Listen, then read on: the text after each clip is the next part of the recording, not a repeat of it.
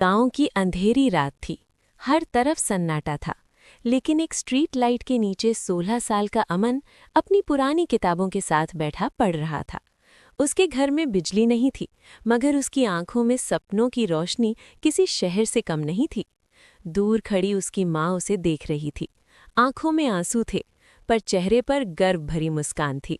उसे पता था कि उसका बेटा कुछ बड़ा करेगा। सुबह होते ही अमन के पिता मजदूरी पर निकल जाते। फटे कपड़े, थका हुआ चेहरा और कंधों पर घर की जिम्मेदारी।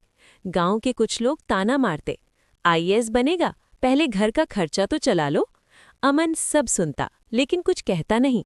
बस मन ही मन ठान चुका था कि एक दिन यही लोग उसकी कामयाबी पर ताली बजाएंगे। फिर शुरू हुआ उसकी मेहनत का असली सफर।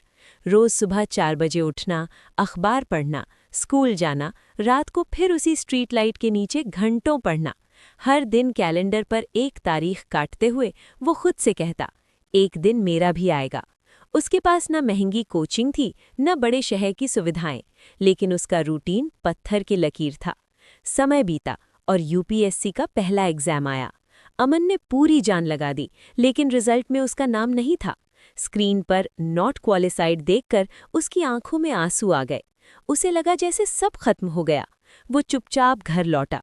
माँ ने उसके सिर पर हाथ रखा और कहा, बेटा, हार सिर्फ उनकी होती है जो रुक जाते हैं। माँ के इन शब्दों ने उसके टूटे हुए हौसले को फिर से जगा दिया।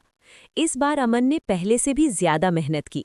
लाइब्रेरी में घंटों बैठना, मॉक टेस्ट्स देना, करंट अफेयर्स याद करना, इंटरव्यू प्रैक्टिस करना।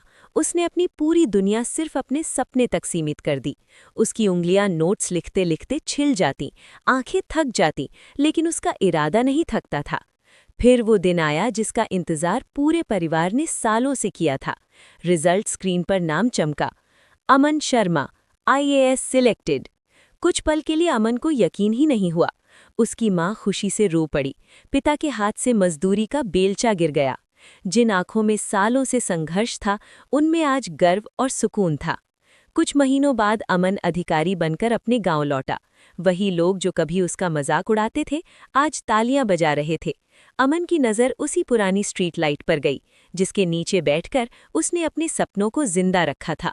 वो मुस्कुराया और आसमान की तरफ देखा, क्योंकि घर में रोशनी नहीं थी, पर उसके इरादों में इतनी रोशनी थी कि उसने पूरी जिंदगी बदल दी।